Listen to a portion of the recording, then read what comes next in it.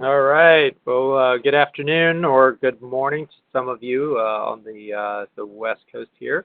My name is Chris Kahn. I'm a part of the marketing team here at Unitrends. I'll be your host for today's webinar.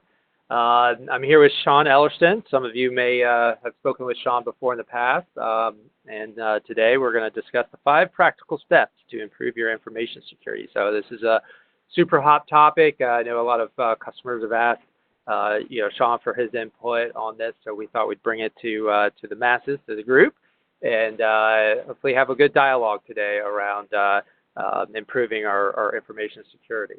Before I kick it over to Sean, I do want to cover off on a few housekeeping items. Attendees are in listen mode only today, so if you do have questions, which, like I said, I really hope that we have a good dialogue today, please use the Q&A function on the right-hand side. You'll find that. Just drop your question in there, and we will try to field those questions as the presentation goes along, as well as after the end of the presentation. If we don't happen to get to your question, by all means, please go ahead and we continue to ask your questions, and then we'll follow up after the webinar. Post-webinar, we'll share this link with everybody. So feel free to hand it to colleagues and pass along to anybody that couldn't join us today. And then obviously we'll continue to have our power hours as well as these other informational sessions upcoming. So please check the website unitrends.com/events. So I think with that we'll go ahead and kick it over to Sean. Sean, are you there? Are you ready?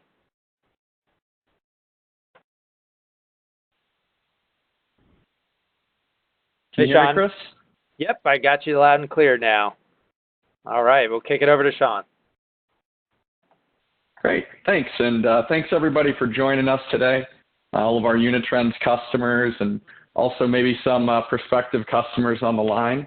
I appreciate you carving out some time for us to, hear 5 practical steps to improve your information security strategy. So before we get started, I wanted to go over 2 key stats. The first one being that of global organizations, just 38% claim that they're equipped to handle a complex cyber attack. Now, these are the largest organizations in the world, and only 38% of them are saying that they're equipped for this. So what does that mean for even smaller and medium-sized organizations? Or schools, local county governments? That typically means that maybe they aren't equipped to handle a cyber attack, maybe fewer than 38%. And one other key stat, the average cost of a malware attack on a company is $2.4 million. So many on the line today are probably smaller size, medium-sized organizations where not only is $2.4 million a sizable impact to the bottom line or to the budgets, that could put many organizations underwater. And what we're seeing in the cybersecurity space is that it's no longer just these large organizations that are being targeted for these attacks. It's not just financial institutions, banks, but now it's small, medium-sized businesses, the businesses right around the corner. In any city, rural, local government, we're seeing ransomware and crypto attacks reaching out to those communities as well. So getting started with a few challenges that we typically see with any organization, audit and inventory measures. It's amazing how many times in speaking to an organization and the IT employees there, they're not always sure exactly what's on the network. Whether that's from a workstation perspective or looking at servers or even network devices, many times there's just not a good audit across what's in the environment. And IT departments typically have limited budgets. So that can lead to things like having a restricted, effective IT security strategy. budgets typically get in the way and can make it so IT organizations are using subpar solutions or subpar methodology to try to get their job done. I'm always amazed in talking with any IT employee how often they're resorting to things like pen and paper, spreadsheet, archaic, non-searchable tools just to get a basic audit and inventory of the environment. So as a solid foundation for any cybersecurity strategy, it begins with knowing what's on your network and being able to run effective audits. In working with some organizations, we'll see that maybe it's just quarterly or once per year that you'll go through a regular audit and inventory check.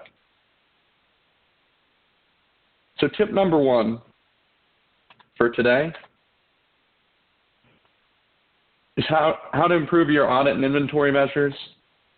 It's to choose a solution that helps you automate this process. Automation in the discovery and management of these network assets. Because we all know networks change over time.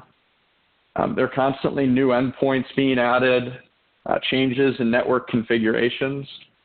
So we need to offload some of that manual labor to solutions that can help automate that. And also having a system that ensure endpoints on the network, they only have the necessary software installed.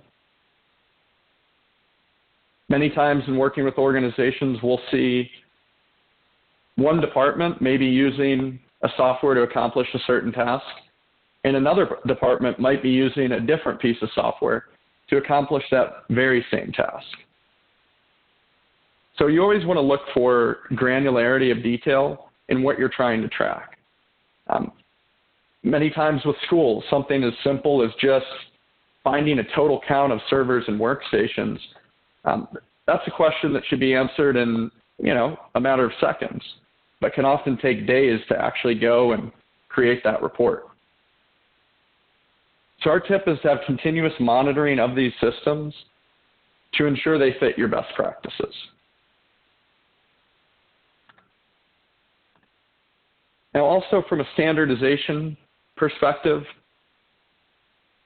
a recent study found that nearly half of the security risks that organizations face stem from having multiple security vendors and multiple products.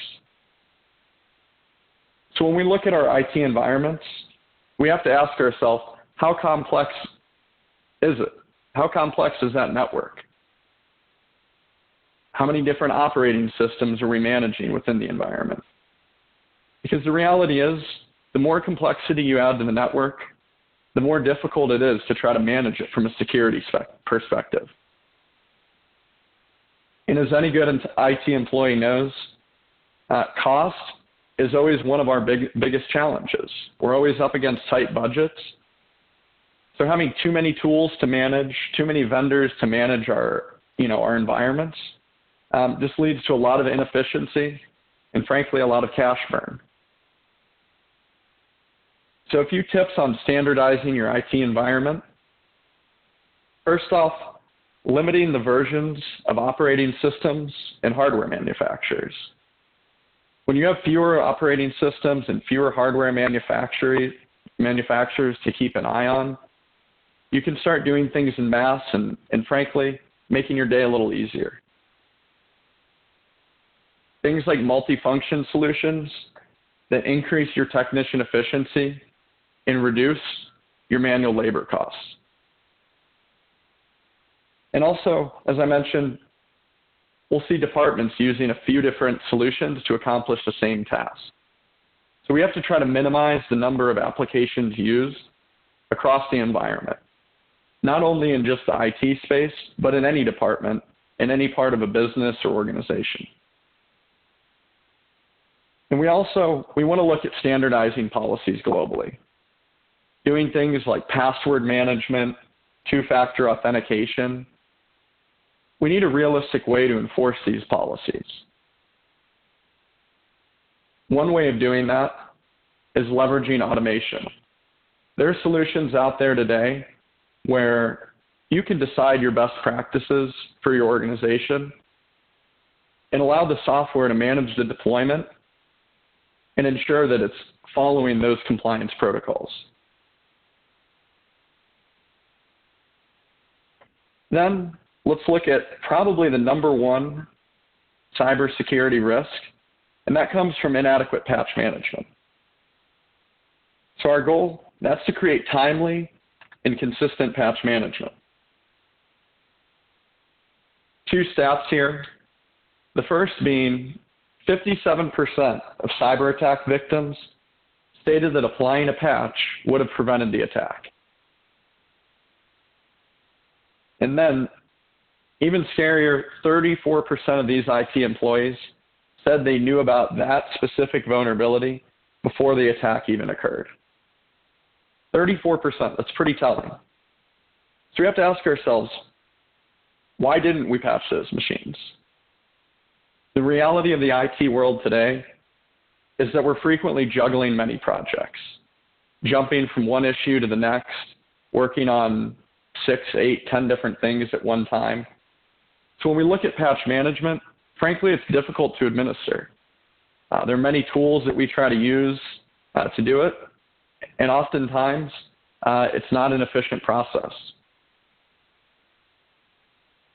Also, in working with small, medium, and even some large organizations, the amount of manual patching leads to open vulnerabilities consistently, where IT employees, frankly, aren't getting around to it, other projects are getting in the way, and our machines and our environments are never adequately patched. And also, when we think about patching, we want to think about, are we really patching all the possible vulnerabilities? Are our methodologies, are they far-reaching enough, or are they too limited in scope? So tip number 3 for today is reduce the complexity of your patch management strategy. Doing things like using scheduled scans to check for missing patches, something that you don't have to do on an ongoing basis, but something that can be scheduled on a regular basis to see, are my endpoints, are my machines missing patches? And then leverage solutions that automate the deployment and reporting of these patches. So rather than having to do a manual check of these processes and go looking at those machines and seeing, are the patches there? Why not leverage a solution that can help build some automation there and make your day a little easier? We also need to start looking beyond just the operating system. Third-party applications, things like Chrome, Firefox, Java, Adobe, those are just one more way in for the bad guys. And if we only patch the operating system, we're missing one other half of the equation, and that is those third-party applications. So one of our tips is to create a set patching schedule that is easily repeated and can quickly deploy zero-day patches. We want to be patching our machines on a consistent and regular basis, but also have the ability to know if there is a piece of ransomware that's going around, we want to be able to deploy that zero-day patch to every endpoint in our environment in the quickest way possible. So we need the tools to do that. And then we also want to leverage scripting. Patch management, it's not the easiest process. We've all had it where patches don't go through and the endpoint needs restored. So why not leverage some automation there? Doing things like setting system restore points. So if you do run across it where you get a bad patch out there, for whatever reason it doesn't work, you're able to fall back to that system restore point and quickly resolve that issue.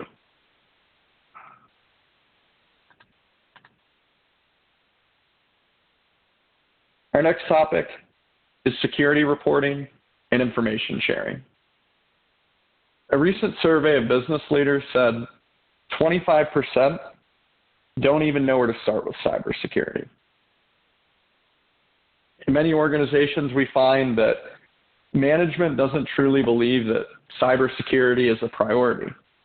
And that affects all of us, not just IT employees in an organization, but any employee. It leads to IT employees having lower IT budgets, in the business or organization as a whole, having unnecessary risk because management isn't properly educated on the risks at hand. Quality reporting, the kind of reporting that we want in the hands of our management teams, it often takes a lot of time and it's sidetracked by other projects because, again, when a server goes down or someone has an issue with one of their laptops, our reporting that we may have been working on is no longer a priority and gets sidetracked. And in looking at tools that we use to do our job, we tend to find reporting of security risks and even general basic day-to-day auditing, it may not exist in those solutions. So tip number 4, that's to create and deliver effective reporting. As IT professionals, it's part of our job to educate our management teams and our employees on the importance of cybersecurity. Doing things like phishing simulations and ensuring that our employees know what a phishing email and that our management teams know the value of having an effective cybersecurity strategy. Ultimately, this alignment between IT and the management teams, it leads to better businesses with better performance and also better IT performance and, frankly, larger IT budgets that can help us get the job done. Now, when it comes to reporting, we also want to use solutions with a high degree of automation. And that's one note that carries its way throughout this presentation is that automation is key. Those things we find ourselves doing frequently throughout the day, over and over and over again, time after time, we have to ask ourselves, is there a way to automate this towards something that now you can set it and forget it, or you're only dealing with one-off issues? So when we look at reporting, we want to ensure these reports can be done on a recurring basis and based on a schedule that fits our and our business's needs. So when we look at any type of reporting solution or tool, we want to ensure that you have real-time reporting of installed applications so you can monitor the environment and quickly know if there are applications that employees are using that provide unnecessary risks to the business, that you're able to quickly remedy that.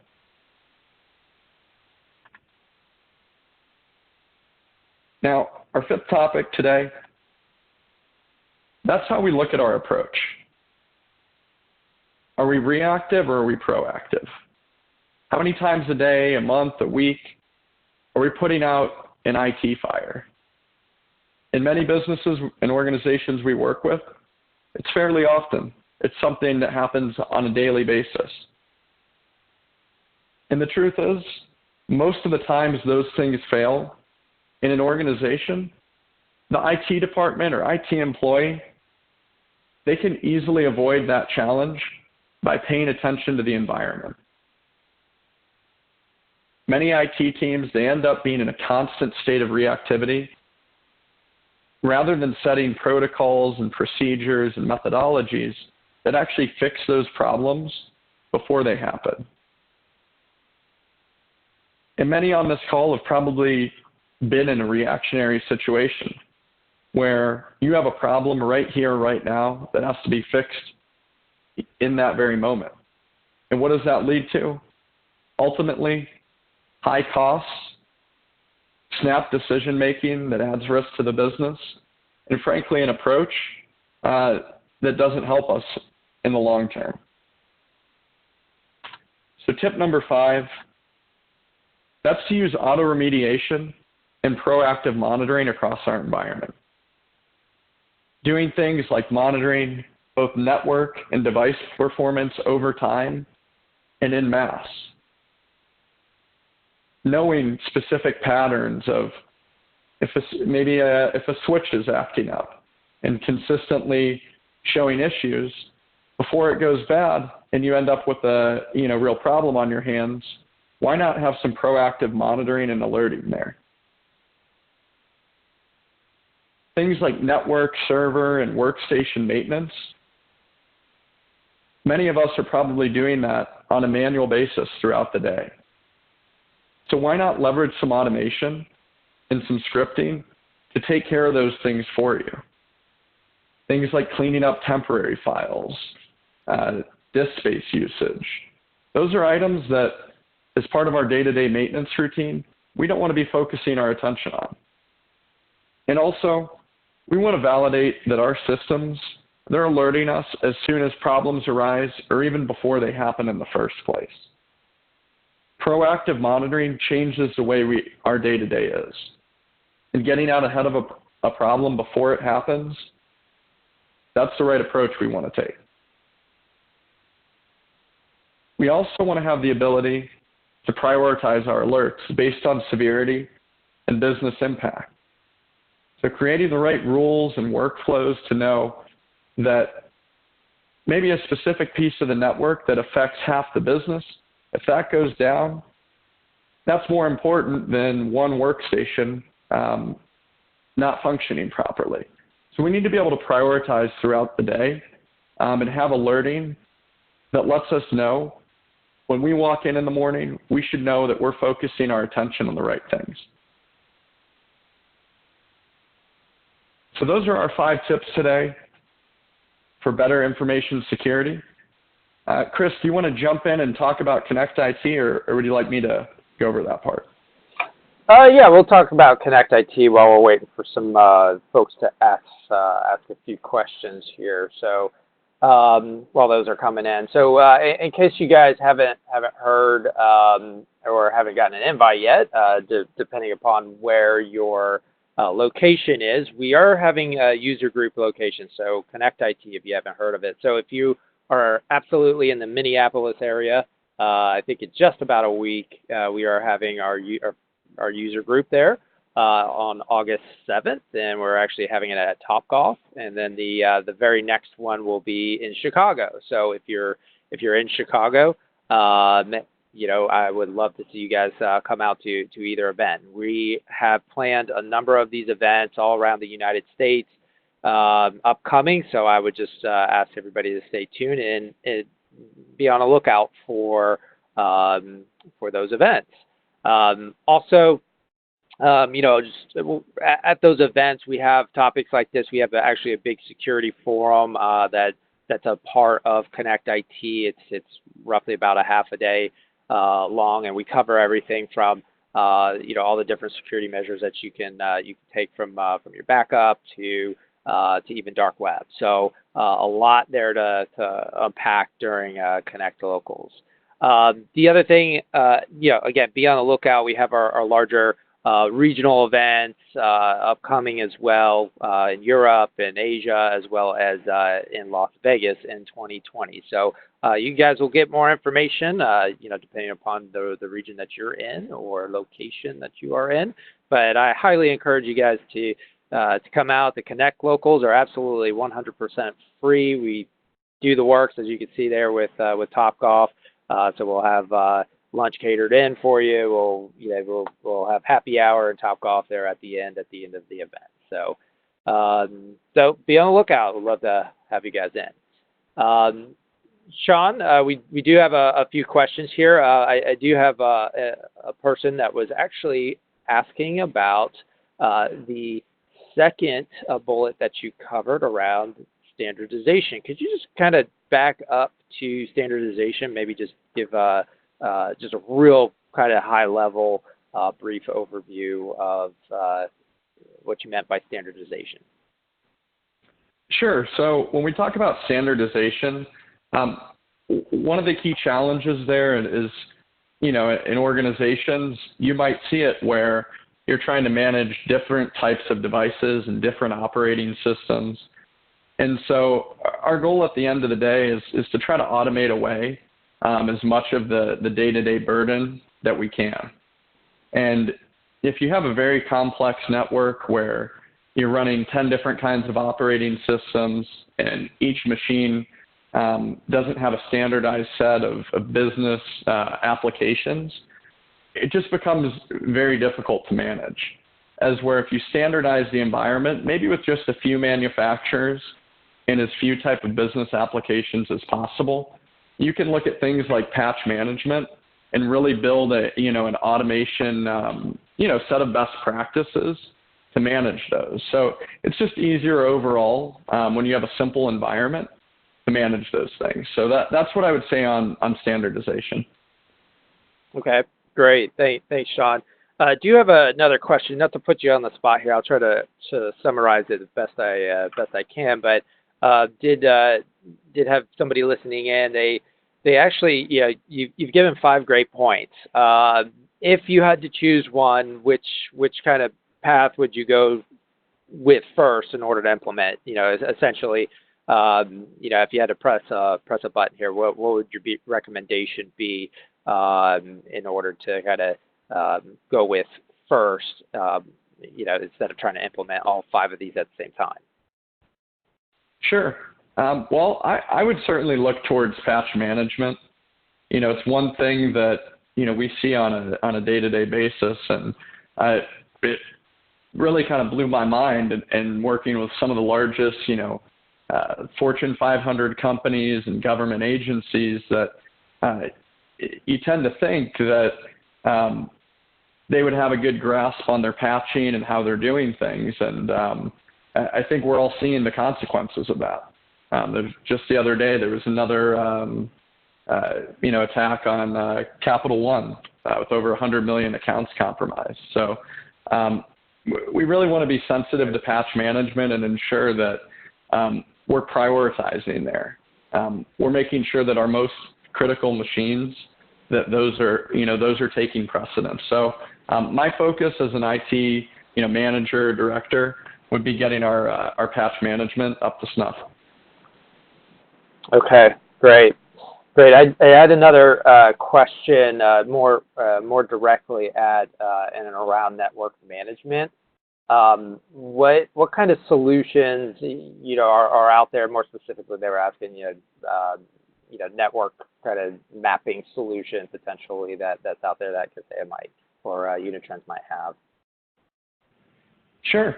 Well, there are solutions, both within the Unitrends Kaseya family and elsewhere that are doing things like automation of network topology. Most IT employees that I've talked with have gone through the process of manually mapping out networks, and we've all seen that's just not an efficient way to do things. It's very time consuming, and as the network changes, you have to run through that time and time again. Right. So automation when it comes to network topology is key, but also, solutions out there that are alerting you when a critical piece of network equipment goes down. Got it. Where when that happens,